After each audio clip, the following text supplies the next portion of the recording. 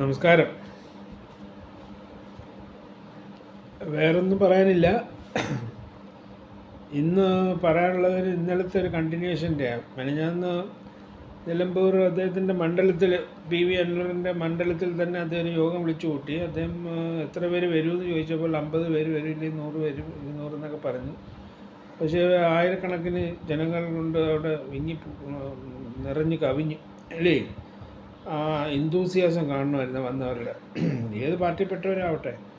അപ്പോൾ അവരുടെ എന്തൂസിയാസം കണ്ടതുകൊണ്ടാണ് ഒരു പക്ഷേ വീണ്ടും ഇന്നലെ കോഴിക്കോട് വെച്ചപ്പോഴത്തേക്ക് ഒരു തിരോധാനം, ഒരു മനുഷ്യൻ്റെ ഒരു റിയൽ എസ്റ്റേറ്റ് ബിസിനസ് ചെയ്തുകൊണ്ടിരുന്ന ആളുടെ തിരോധാനത്തെ പറ്റി സംസാരിക്കണമെന്ന് ഞാൻ സംസാരിക്കാൻ വരുന്നുണ്ടെന്ന് പറഞ്ഞപ്പോഴത്തേക്ക് ഇത്രയും ആയിരക്കണക്കിന് ജനങ്ങൾ ഇന്നലെ കോഴിക്കോടും നിറഞ്ഞു കവിഞ്ഞത്.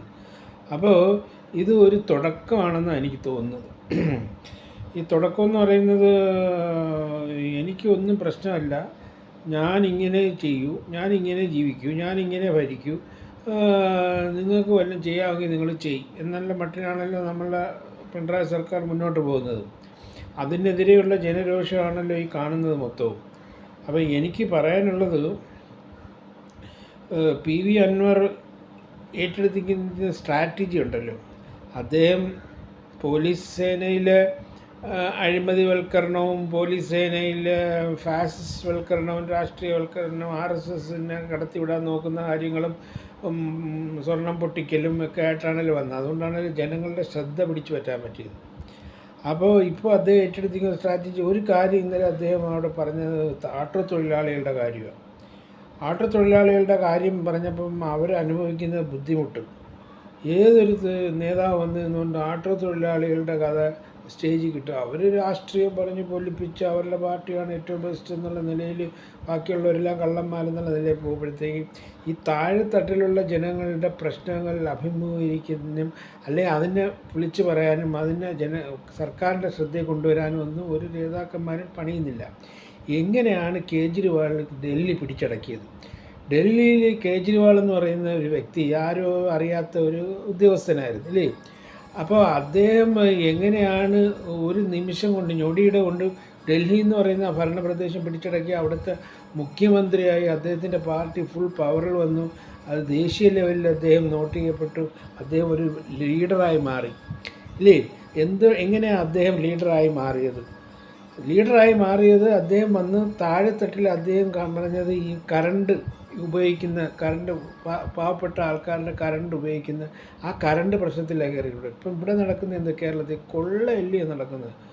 എന്നിട്ട് ആർക്കെങ്കിലും ഒരു പ്രശ്നമുണ്ടോ അവരങ്ങനെ കൂട്ടി കൊണ്ടുപോയ കറണ്ട് ബില്ലില്ലേ. അപ്പോൾ അന്ന് അദ്ദേഹം ഇന്നലെ വേറെ കാര്യം പറഞ്ഞു, ദൂരെ ഈ ഗ്രാമങ്ങളിൽ നിന്ന് വരുന്നവർക്ക് ഒരു ആട്ടോ പോലും കിട്ടത്തില്ല ടൗണിലെത്താൻ, സമയത്തെത്താൻ. ഏതെങ്കിലും ജോലിയാണെങ്കിൽ പോലും കിട്ടത്തില്ല, ബസ്സില്ല. അങ്ങനെയുള്ളിടത്തു നിന്ന് ഒരാൾ സ്കൂട്ടറിൽ വരുമ്പോൾ ഒന്ന് കൈ കാണിച്ച് അയാളെയും കൂടെ ഒന്ന് പട്ടണത്തിൽ ഇറക്കി കഴിഞ്ഞാൽ ഉടനെ പോലീസ് കണ്ട ട്രിബിൾസ് ആണെങ്കിൽ ഉടനെ 2000, 5000 ഫൈനാണ്.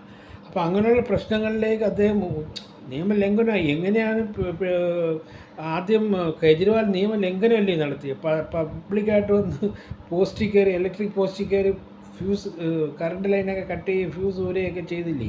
അങ്ങനെയല്ലേ ജനശ്രദ്ധ വന്നത്. അല്ലാതെ അദ്ദേഹത്തിൻ്റെ മഹിമയോ അദ്ദേഹത്തിൻ്റെ പണം കൊണ്ടോ അല്ലെങ്കിൽ അദ്ദേഹത്തിൻ്റെ പ്രതാപം കൊണ്ടോ അല്ലല്ലോ ഡൽഹിയിലെ ആൾക്കാർ മാറി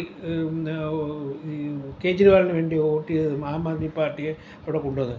എനിക്ക് തോന്നുന്നു ഇദ്ദേഹം ടേക്കപ്പ് ചെയ്തിരിക്കുന്ന ഈ സ്ട്രാറ്റജി ഉണ്ടല്ലോ, ഈ താഴെത്തട്ടിലുള്ള ജനങ്ങളുടെ പ്രശ്നങ്ങൾ, ഈ 14 ജില്ലയിലും ഇദ്ദേഹം ഒരു പര്യടനം നടത്തി അവിടുത്തെ ആര് ചോദിച്ചാലും പാർട്ടി ഉണ്ടാക്കുമെന്ന്. പാർട്ടി നിങ്ങൾക്ക് വേണമെങ്കിൽ ഉണ്ടാക്കി, ഞാൻ കൂടെ നിൽക്കാമെന്നാണ് പുള്ളി പറഞ്ഞത്. അപ്പോൾ പാർട്ടി ഉണ്ടാക്കുന്നതൊക്കെ അവിടെ ഇരിക്കട്ടെ. പക്ഷേ പുള്ളി ചെയ്യേണ്ടത് എന്താണെന്ന് വെച്ചാൽ ഈ 14 ജില്ലകളിലും പുള്ളി പോയി ഈ സാധാരണ ജനങ്ങളുടെ പ്രശ്നങ്ങൾ എഴുതി വാങ്ങിച്ചിട്ട് ഈ സ്ട്രാറ്റജി അങ്ങോട്ട് പിന്തുടർന്ന് അതിലേക്ക് കടന്ന് അതിന് നിയമലംഘനം നടത്തിയാലും ഒരു പ്രശ്നമില്ല.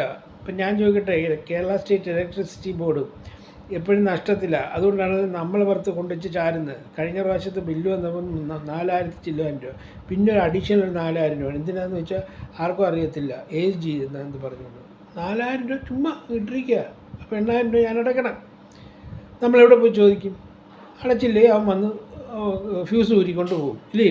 അപ്പോൾ അവിടുത്തെ ഒരു ഡ്രൈവറുടെ ശമ്പളം എന്തുവാ? ഇതൊക്കെ തിരക്കണം. അവിടുത്തെ ഡ്രൈവറുടെ ശമ്പളം എന്തോ 75,000 80,000 ലക്ഷക്കണക്കിന്. ഡ്രൈവറുടെ, പ്യൂണിൻ്റെ പോട്ടെ, ഓഫീസർമാരുടെ പോട്ടെ, ലക്ഷക്കണക്കിനാണ്. ഈ പൈസ എവിടെ നിന്ന് ഇവർ വാരി കൊടുക്കുന്നു? ഈ സാധാരണ ജനങ്ങളുടെ ഈ കറണ്ട് ബില്ല് കൊണ്ട് അടയ്ക്കുന്ന പൈസ എന്നാണല്ലോ. എന്നിട്ട് നഷ്ടം നഷ്ടം നഷ്ടം നഷ്ടം നഷ്ടം. അപ്പോൾ അങ്ങനെയുള്ള കാര്യങ്ങളിൽ ഇടപെട്ട്, എസ്പെഷ്യലി അൻവറിന് തീപ്പന്തം ആയി തന്നെ മാറാം. കംപ്ലീറ്റ് ഡീറ്റെയിൽസ് കൊണ്ടുവരാൻ പറയണം. ബാക്കിയുള്ള പൊതുമേഖലാ സ്ഥാപനങ്ങളിൽ കൊടുക്കുന്ന ശമ്പളം ഇവിടെയും കൊടുക്കാവുള്ളൂ. അനധികൃതമായി നിയമിച്ചിരിക്കുന്ന എല്ലാം പിരിച്ചുവിടാൻ അദ്ദേഹം പറയണം. പിൻവാതിൽ നിയമനങ്ങളെല്ലാം നിർത്തണം. എൻ്റെ കയ്യിൽ തന്നെ ഒരു മാനിഫെസ്റ്റോ ഞാൻ തയ്യാറാക്കി വെച്ചിട്ടുണ്ട് കോൺഗ്രസ്സിന് കൊടുക്കാൻ. അത് ഞാൻ പുള്ളിക്ക് കൊടുക്കാം. അപ്പോൾ ഇങ്ങനെയുള്ള കാര്യങ്ങളിൽ ഇടപെട്ട് കഴിഞ്ഞാൽ സത്യം പറഞ്ഞാൽ ജനങ്ങൾ ഫ്ലോക്ക് ചെയ്യും. എന്നുവെച്ചാൽ നമ്മൾ നിസ്സഹായരായി ജീവിക്കുക.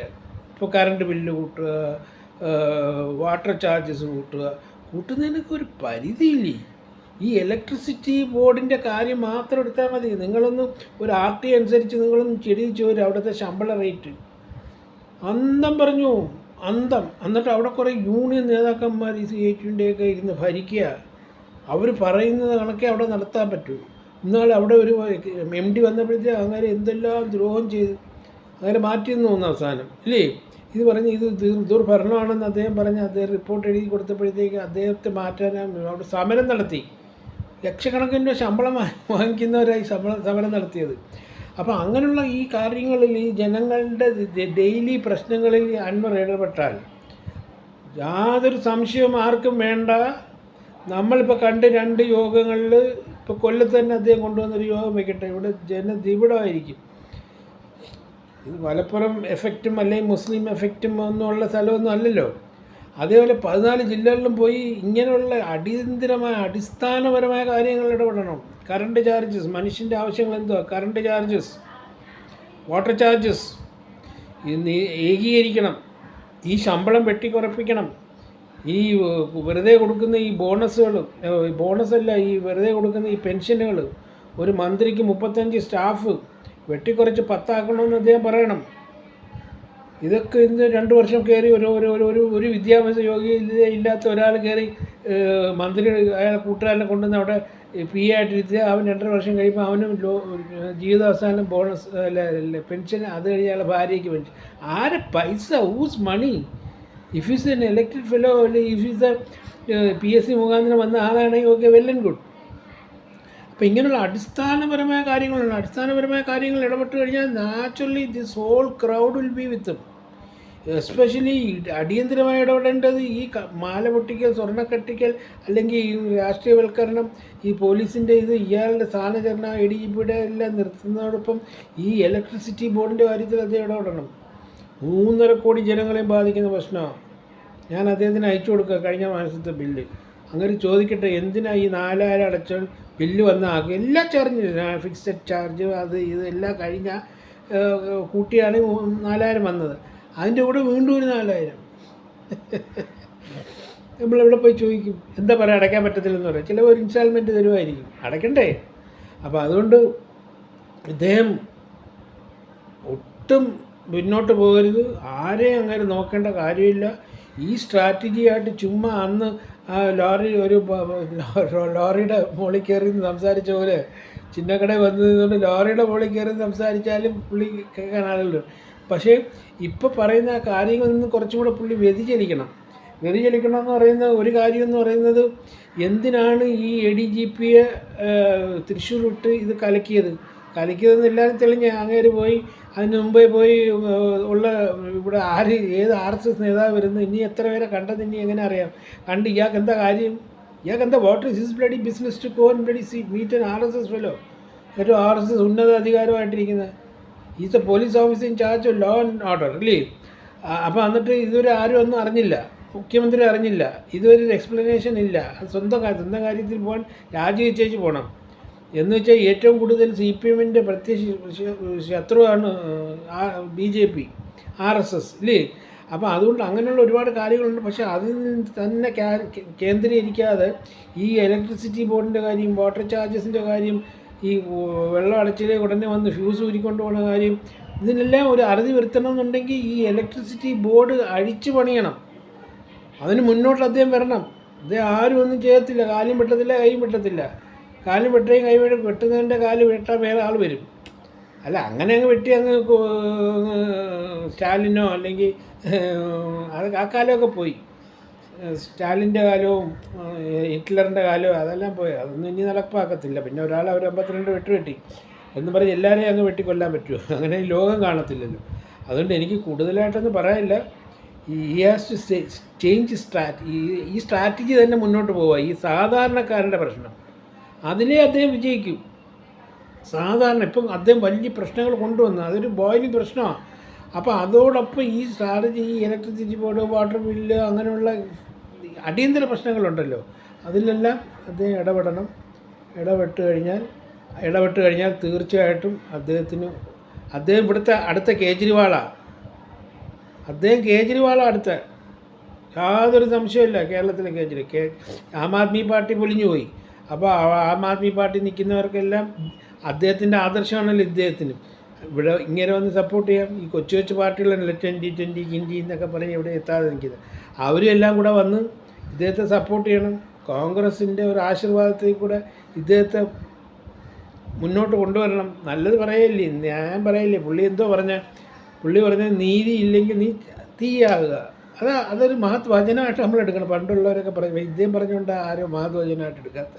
മഹാത്മാഗാന്ധി പറഞ്ഞിരുന്നെങ്കിൽ, മഹാത്മാഗാന്ധി പറഞ്ഞു ഡു ഓർ ഡൈ. ഇന്ന് നമ്മൾ അതിനെ പറ്റി പറയുന്നു. ഒന്നി നീ ചാവുക, അല്ലെങ്കിൽ നീ പ്രവർത്തിക്കുക. അപ്പം ഇത് പ്രവർത്തനം നമ്മളെ മുമ്പിൽ കാണിച്ചു തന്നിരിക്കുക. ആളുകൾ ഉണർന്നിരിക്കുകയാണ്. അപ്പം ഇതുമായിട്ട് മുന്നോട്ട് പോവുക. താങ്കൾ അടുത്ത കേജ്രിവാളാണ്, യാതൊരു സംശയമില്ല കേരളത്തിൽ. Go head, all are with you.